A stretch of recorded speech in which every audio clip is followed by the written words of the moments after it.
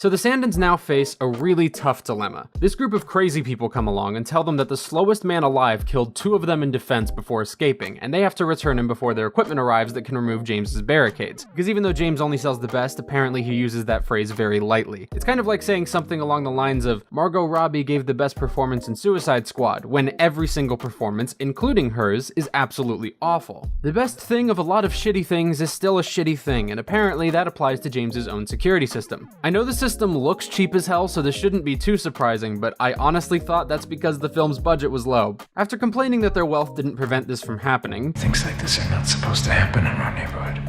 Charlie starts arguing the morality of sending the man outside. They'll kill him. Why should he die? This loops back to the you can't baby your kids in a world where the Purge exists argument I made in part 1. The overactor made it very clear. You have 2 choices. Either all 5 of you can die, or one of you can. James kind of understands this. It's him or us, Charlie. Even though they made it clear they would release the beast on him and on you. So it's all of them, but whatever. Charlie's character motivation continues his trend of being from an alternate reality. None of them have any reason to think, yeah, let's save this guy. All he did upon arriving was stare at them, fuck off, and lurk a bit. No one even knows where he is. He hasn't said a word to any of them. As far as they know, he's planning to kill all of them. While his begging to get inside has been proven genuine with all of the preps showing up, his motivation behind vanishing is completely unclear. If this was a guy who had come in and been begging for his life immediately, okay, that's fair enough. You can feel sympathetic towards the man. That humanizes him, and maybe it's harder to turn him over. Forming some kind of relationship would have made this conflict far more interesting, but writing character moments that make sense or are interesting requires talent, something this film is sorely lacking in behind the camera. So the Purgers cut the house's power somehow, and everyone splits up to search for the man in the dark for what feels like a half hour. Yeah, split up. An unquestionably dangerous man who may be a threat to you is loose in your now light-free house, and you decide the best idea is to split up. This is the shit that was made fun of in Cabin in the Woods as being so stupid it needed external influence to happen. No matter what happens, we have to stay together. Calm down.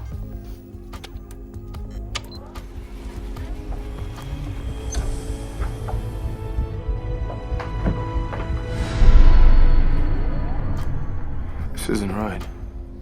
What? What's the matter? This isn't right. We should split up. Yeah, good idea.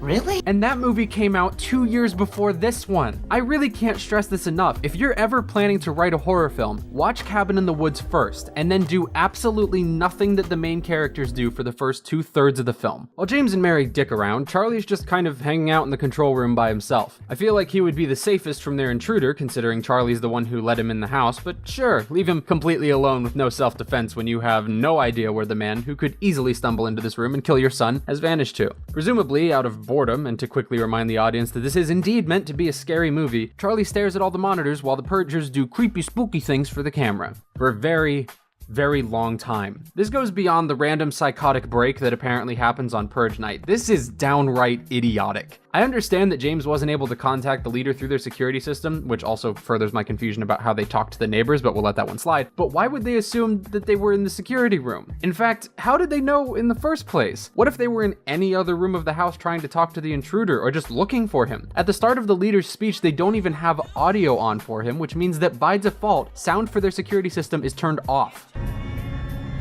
That one's saying something. Mrs. Sandin? What if none of them were near the room and they completely missed this entire speech and its instructions and therefore had no idea they were supposed to turn over the intruder? So many things in this story happen out of nothing but convenience and the screenwriters need to progress the film, but even in attempting to do that, he just gives you a shitload of downtime where people are dicking around to think about how stupid this fucking movie is. James spots the intruder briefly, and since I'm really trying to find positives here, I will give some credit for this shot. This one shot. Not because the camera work is especially good, because it isn't, but I like that you barely see the man's arm, and it's on screen so briefly that it's almost debatable if you saw anything at all. However, I have to take that credit right back because the music is absolutely dreadful.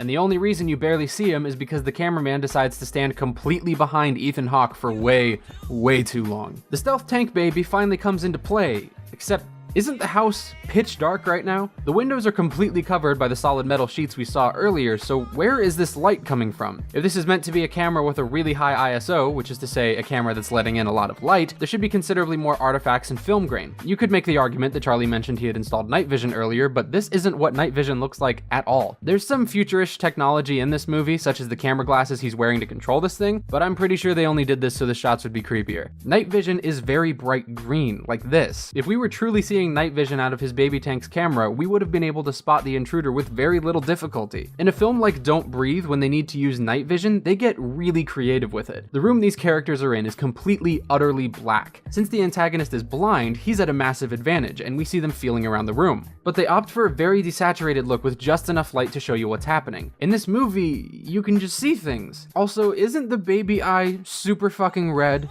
Like very, very glowing red. We even see it glowing red in the setup shot for him rolling it around mere seconds before he enters the living room. So how is it when the intruder looks in the exact direction of the thing, he just completely misses it? Is he blind in both eyes and that's why he's navigating so well? It's almost made worse by the fact that he has little to no reaction to seeing this weird ass tank thing flashing lights at him, but not seeing it earlier is definitely the bigger offense here. So Charlie starts guiding the intruder to his hiding place, which they showed him in at the start of the movie when he was creeping on his mom. And this method of guidance is actually kind of creative, despite having the kid narrate everything you could easily gather from simply watching the movie. There he is. Look at me. Come on, look over here. Mary walks in, but she doesn't find him. Whoop-a-doo. James goes downstairs to talk to the leader before they're rudely interrupted. I just can't find him.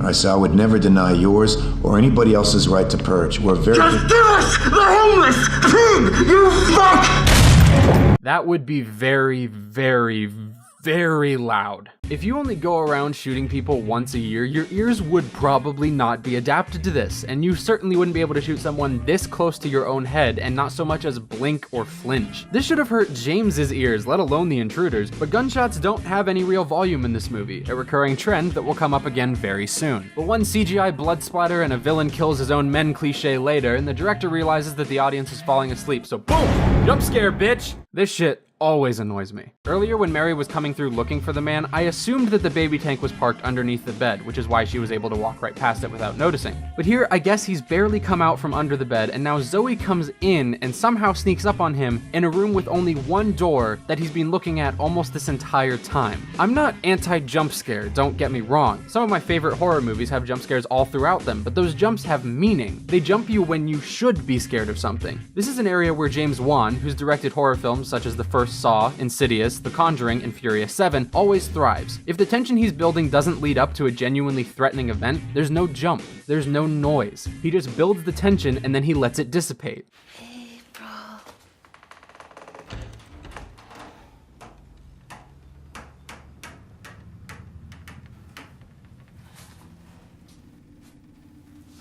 Oh, I know where you're hiding. Give me the third clap.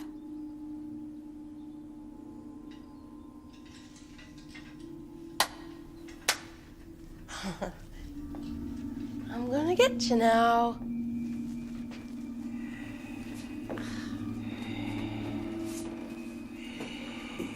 I can hear you breathing. April. April.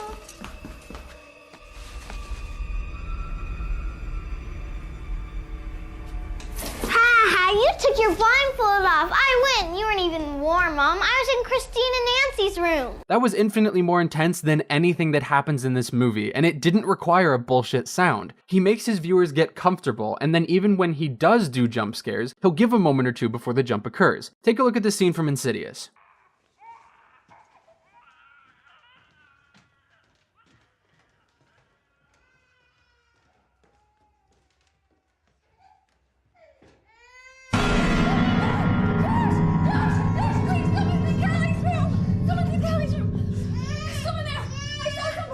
Now, you may not have found that scary, but Wan at least respected the intelligence of his audience. He lets the character run into the room, gives everyone a second to process that yes, there is something in there, and then hits you with the a couple seconds later, as if to say, yes, you should definitely be scared of this fucking thing. What happens here?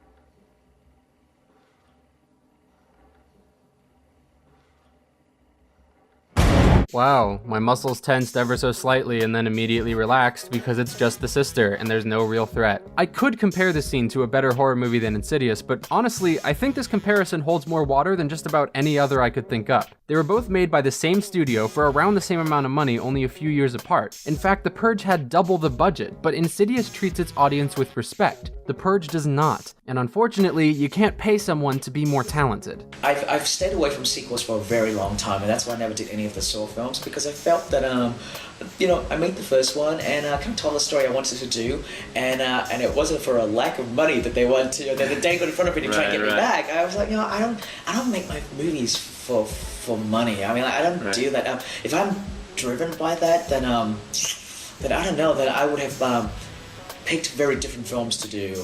Can we expect the Purge 3? If we're lucky enough, if the audience likes it, maybe. Universal will call me if it does well. Now we get this very annoying, repetitive scene. Drop your gun.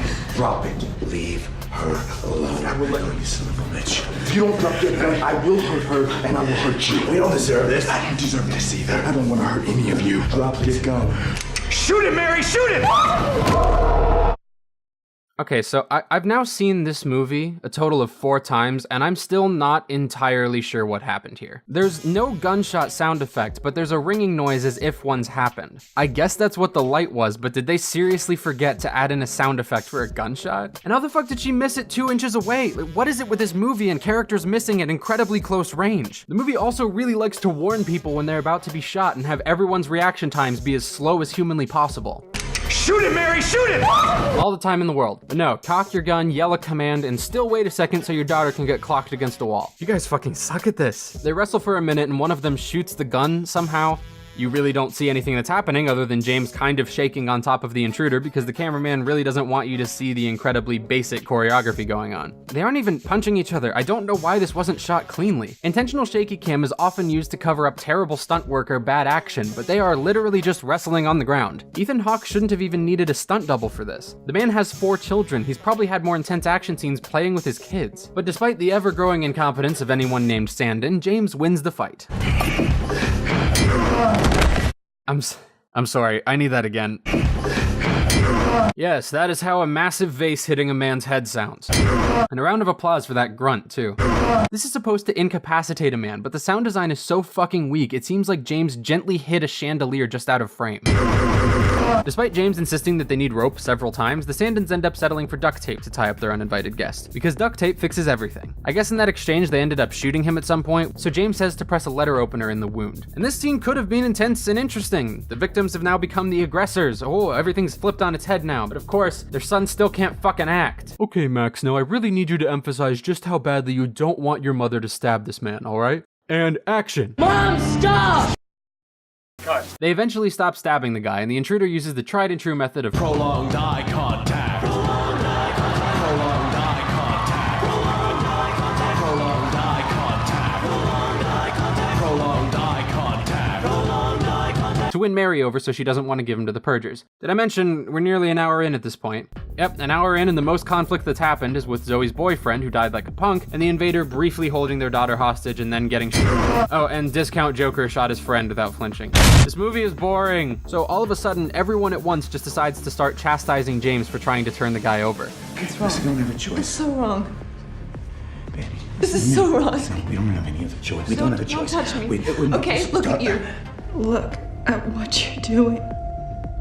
Nothing is ever going to be okay again. Now, I understand that there could be a moral dilemma here. As far as I know, this man is innocent. He didn't kill any of them when he easily could have. The gang outside has done nothing but threaten them and act weird for no reason. I get it. Which reminds me, I have to imagine they're still doing this dumb shit and just haven't stopped this entire time. But the only person we've seen consistently support saving this man's life was Charlie. Zoe's been too busy crying over her dead boyfriend and also not being in most of the movie. Mary's been supportive the entire time, and James obviously still wants to do it. Now, I understand that in order for there to be a film, they have to decide not to give him up so the weirdos can invade the house and we get more scary moments. But firstly, they could have set it up far better. And secondly, it could have not taken until there's only 20 minutes left in the movie. Stop building a trailer around the last 20 minutes of a movie. It's fucking annoying. Save your children. Take me outside. Now suddenly he, after everyone's changed their mind and no circumstances have changed, tries to tell James to give him up. You knew his wife and children were gonna die if they didn't give you up like 4 minutes ago. He said it. You can either die like a man and walk outside there by yourself, or you can die like a coward and get my wife and my children killed along with you. Why the change of heart? And then Mary changes her mind again. Baby, you were right. I won't talk about it after this point, but you guys get how pointless and nonsensical this is, right? It's just a coin flip. We should get him out of the house. Yeah, we definitely should. No, we shouldn't. Don't touch me. No, honey, we totally should. You should let me out there. I don't want to. That'd be bad. Wait, now I see they're actually gonna come in. I thought they were bluffing. Hand him over. No, honey, we shouldn't. That'd be bad. Shut up! What are you gonna do? Charlie! What? Where the fuck did you come from? Down the hall around the corner, you could hear them talking at whispering volume. Now, I recognize that I'm probably coming off like a nitpicking asshole at this point, but honestly, I don't get this persnickety on minor details unless the movie is completely failing in every single capacity to keep me entertained and engrossed. This movie briefly had me in its first 10 minutes, then the two potentially interesting plot threads established in those 10 minutes were either resolved immediately or completely forgotten about until later. Oops. Spoilers. Who cares? So James and Mary decide they're gonna fight the intruders despite being the least competent couple I've ever seen and send Charlie to the basement to save us from his awful performance. They don't really seem to give a shit about Zoe. She just sort of walked away from James earlier in like a catatonic state and Mary doesn't seem terribly concerned with her, so great. She's fucked off too, thank the Lord. Pretty Boy comes back in to save the movie and starts yelling at them. I'm sorry to tell you this, but your time is essentially up. You failed to deliver the homeless swine. This is the second time he said swine in a really awkward way. Tell me, why haven't you delivered the filthy swine to me yet? And it makes me assume that Australians don't really use that word, so they have no idea how to say it with an American accent. Or maybe they just don't associate with swines like I do. This guy's performance is unquestionably awful, I've already talked about this, but good lord does he save this movie from being the painfully dull snooze fest it's been so far. That piece of filth that you are protecting exists only to serve our need to purge. So I bid thee farewell, sweet Sandins. Release the beast boys, let the killing commence. He's too good. So the Purgers decide to violently rip the door from its hinges while the Sandins wait until the last possible second to escape it. A recurring theme amidst this family, and... Wait, seriously?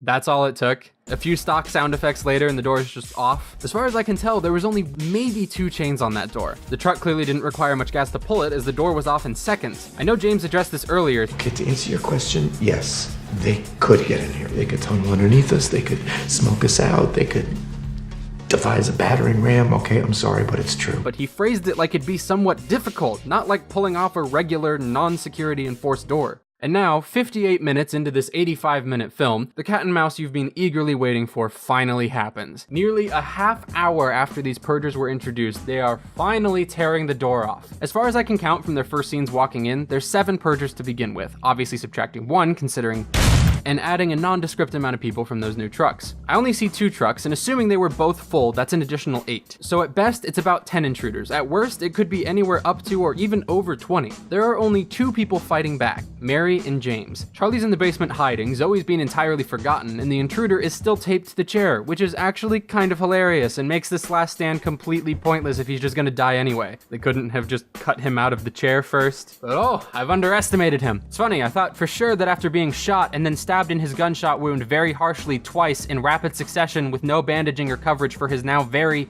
open wound, he'd at least be lightheaded, but nope. Good to fall over and clumsily land on the ground, hit his head, and still be fully functional. He's jerking his body all over the place, and despite the lower stomach wound, it doesn't even seem to be hurting him. I get that he's some kind of superhero anyway, seeing as he just sort of stands out of focus and then vanishes for no reason, a trait he shares with a certain caped crusader, but this should really be straining him more than it is. Okay, so now they're all inside and continuing to act creepy for no reason. This guy just sort of shoots at a wall, this retard skips about like a child. But this motherfucker drives me crazy. He just pops his head in the window directly behind one of the mere 5 people in this home, and despite clearly seeing that she's armed and poses a threat, makes no attempt to sneak into the building or chase her. He just kind of looks at her.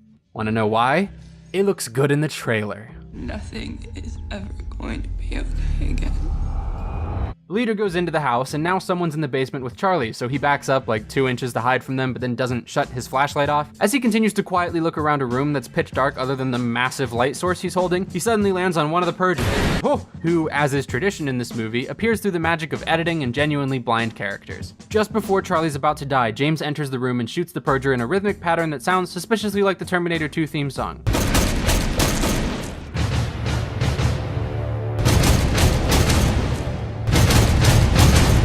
That has no bearing on anything, I just thought it was interesting. Still no worry about their daughter for some reason. Do you think she'll come back into play at a random moment when it's helpful to the story? Have you been watching this review? Oh, there she is! I was getting worried. I thought the only person or character to remember that Zoe was missing was me. Luckily, she's just hiding under a bed with no weapon like a fucking moron. Apparently, she never watched Taken. Meanwhile, James and Charlie make their way upstairs. Excuse me, James, what the fuck are you doing? Your house is being infiltrated by an unknown amount of armed and deranged individuals, one of whom you just killed, and you're slamming doors behind you. That door was upstairs, so it's not like no one would have heard that. Charlie almost saves my faith in this movie by actually mentioning Zoe and Mary, so I guess the characters only remember Zoe when the scriptwriter does. James confusingly brushes this off with a "they're gonna be fine," despite having just saved Charlie from death with milliseconds to spare. But sure, they'll be totally fine. No cause for concern, apparently. Now we're back to Mary, who's only alive because this dipshit decided to dick around instead of murdering a lone member of the household. Are you serious? Twice? They pull that same shit twice with the same character. He even had a gun. You can see the gun in his hand. There it is, right there. See it? Raise it, shoot. Bam! Mary's dead. Only 3 people left, but no, this movie's so obsessed with people in slightly creepy masks acting slightly creepy that it takes about 300 times longer than it should for shit to actually happen. James manages to take out another member of the gang despite holding his shotgun in a way that could have broken his ribcage or knocked him on his ass. Wow, they really could not be more impractical, could they? Okay, I will begrudgingly give slight realism points here. One of them just immediately saying "oh shit" and sloppily scattering to cover was actually pretty good. It's still fucking dumb that they were piggybacking in the first place, but at least I got a chuckle out of it. It's something. Anyway, despite James being just about the worst shot ever, except for that one time less than 60 seconds ago when he wasn't, he manages to kill the female intruder pretty quickly, and despite a bit more struggle, kills the male intruder as well. One more through the window, who James also kills with pretty minimal struggle. Bear in mind, he's taken 5 lives in a little over 2 minutes of screen time and seems completely remorseless about it, yet he felt terrible about sending one person to die. The circumstances are obviously different as their house is being invaded, but you'd think he'd at least vomit after killing the first Purger, or even back when he killed Henry. He didn't seem shaken by taking lives, so this is just a really inconsistent character trait. But somehow this dumb piece of shit just wanders around a corner and gets gut stabbed by the leader like it's nothing. Of course, he does that weird bedside manner thing that all crazy villains do and even gives him a little kiss. Aw, how sweet. Now if this movie were to keep consistent logic, James would be completely fine. After all, we've already seen a man who was shot and stabbed twice in an area shockingly similar to where James's wound is, so James should be fine, right? No, he dies. Also, now there's 2 more and they're destroying shit, but I guess the director realized his sound team was awful, so it's just silent with really bad music underneath. But oh, what have we here, young Charles? The neighbors are coming to save the day. They kill these 2 idiots and then Mary gets attacked. So now we get another awful fight scene where Lena Headey starts screaming in a way that sounds weirdly similar to that stock woman screaming sound effect that so many movies have featured.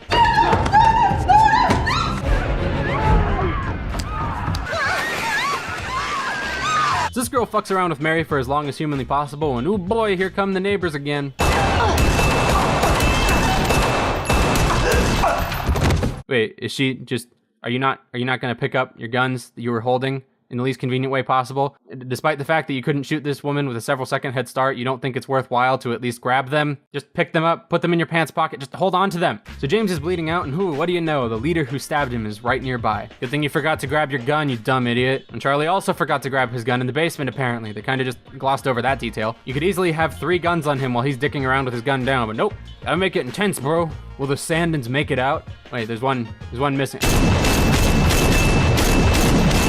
Oh, there she is, just in time to be convenient to the plot again. Which still leaves us with the intruder, the man who was taped up pretty close to the entrance of the house that apparently no one ever came across. Now James is dead, and in come the neighbors from earlier. The neighbor lady whose name, So, are you having your annual party, Grace? Right, Grace, explains their presence. We saw that you were having some trouble.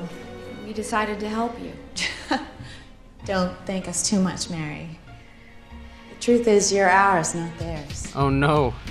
This movie still isn't over. The neighbors decide to kill the remaining Sandins since James is already dead, and they're all mad that James got rich off of selling them their security systems, I guess. This movie would have been so much better if the neighbors were the ones invading the house to start with. That makes so much more sense on literally every level, and the fact that they kind of use it just makes it more annoying. I swear to God, I'll shoot him right now. By him, you mean the ground to his left, then sure, keep holding your gun that way, bud. The neighbors tape them all up, and hey, look, it's poetic justice, because they taped up the guy. Except they decided not to kill him, so it's like, not really poetic justice, whatever. Thankfully, despite this movie dragging on horribly long, Lena Headey continues to be a pretty solid actress. Her counterpart admittedly isn't doing so hot, but Headey does a fantastic job convincing me that she's really willing to give up her life for the sake of her kids. So, good job, movie. That's what, 4 things you've done right? The opening titles, the subtle flower reference, one shot, and Lena Headey. That's what a movie should strive for. 4 out of 50 ain't bad. So since this movie's incapable of killing any named characters without a shitload of preamble, we get this scene where the neighbors all make a prayer circle and recite what I guess is the new Pledge of Allegiance. Blessed be the new founding fathers for letting us purge. While this could be a nice moment for world building, all I can think about is the fact that I know they're stalling. See, look, it being able to play music helped once. Hey, there's our man who's still suffering from a gunshot. He takes out one of the neighbors, then holds the rest hostage. The main neighbor lady just looks like she's smirking throughout this entire scene. It's great. It's just awful performance. So now that they have the upper hand, they have a choice to make. Spare the neighbors who tried to kill them, or let them go. This woman seems eager to die, I guess, and I share her eagerness. I really just want to be spared from her fucking terrible acting. Oh, for God's sake, just do it. Come on. We are gonna play the rest of this night out in motherfucking peace. This scene I actually have to give credit to. This movie could have gone the full schlock route, just killed all of them, happy ending, credits roll. But it went with a less predictable ending, just making them all sit around and talk.